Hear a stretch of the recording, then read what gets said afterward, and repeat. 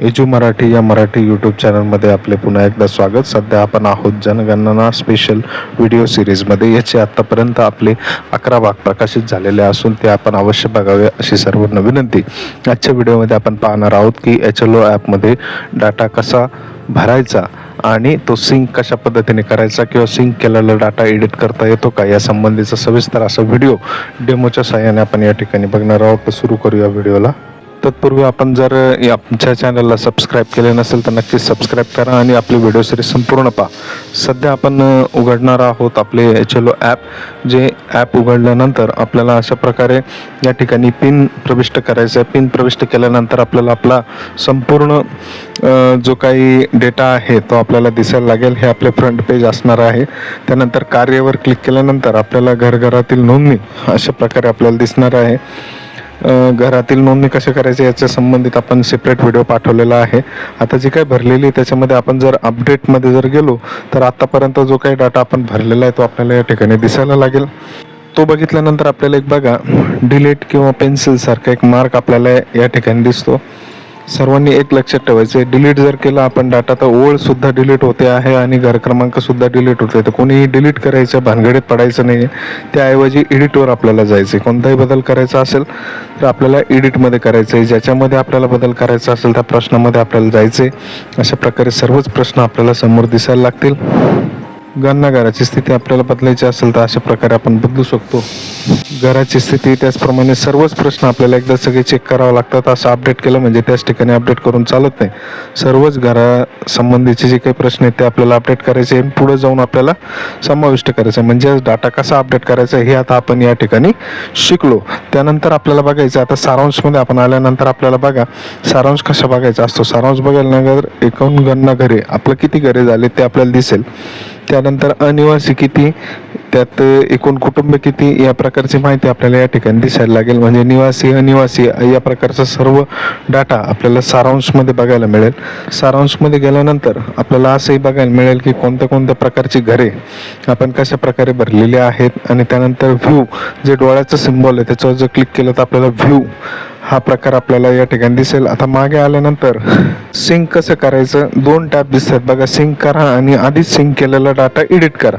मग आता पहिले आपण बघू सिंक कसं करायचं. सिंकवर क्लिक केल्यानंतर तुम्ही बघू शकता निळ्या चौकटीमध्ये आधीच सिंक केलेला डाटा जर आपण क्लिक केला तर आता डाटा आपण पाठवलेला नसल्यामुळे या ठिकाणी कोणताही डाटा उपलब्ध नाही अशा प्रकारे या ठिकाणी दिसते. पुन्हा आपण मागे येऊया. पहिले आपण जे काही 4 एंट्री केलेले आहे ते आपण सिंक करूया. आता सिंकवर क्लिक केल्यानंतर बघा एक छोटा चेकबॉक्स येईल. त्या चेकबॉक्सवर आपल्याला क्लिक करायचं आहे. मी याद्वारे संपूर्ण डाटा जो आहे तो व्हेरीफाय करत आहे अशा याचा एक मेसेज तुमच्या समोर येईल आणि खालच्या बाजूला एक पांढरा मोकळा बॉक्स येईल.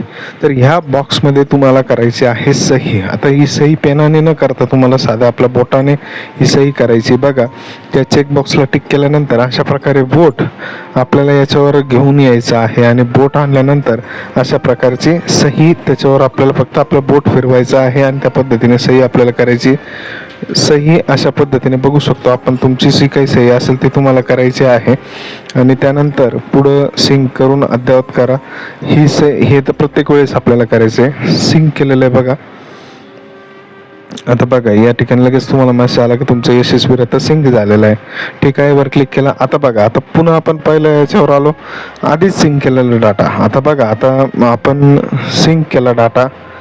त्यानंतर आपल्याला असंही लक्षात आलं की आता डाटा तर सिंक झाला पण तरीही काही दुरुस्ती करायची शिल्लक आहे. त्यासाठी आपण आधीच सिंक केलेला डाटा एडिट करणे ह्या टॅबवर आलेलो आहोत. त्याच्यावर आल्यानंतर आपण या ठिकाणी बघू शकतो की त्याच्यावर एक पेन्सिलचं सिम्बॉल येत आहे आणि त्याच्यामध्ये शिफारसीनुसार कारण आपल्याला त्या ठिकाणी द्यायचं आहे. कोणाकडून कोण बदल करणार आहे त्या संबंधीची एडिट आहे. तर प्रगणक असेल तर प्रगणकाने टिक करायचं आहे. पर्यवेक्षकाने बदल केला आहे तर पर्यवेक्षकाने बदल करायचा. चार्ज ऑफिसरकडून केला आहे तर तो बदल करून घ्यायचा आहे. तर तुम्ही बदल करू शकता. फक्त या ठिकाणी कोण बदल करतं याचा उल्लेख आपल्याला करायचा आहे. बाकी बदल करण्याची पद्धत जशी मागे दाखवली तशीच आहे. बघा जोपर्यंत तुम्ही कोणतीही नवीन एंट्री घेत नाही तोपर्यंत सिंकवर क्लिक करून उपयोग नाही.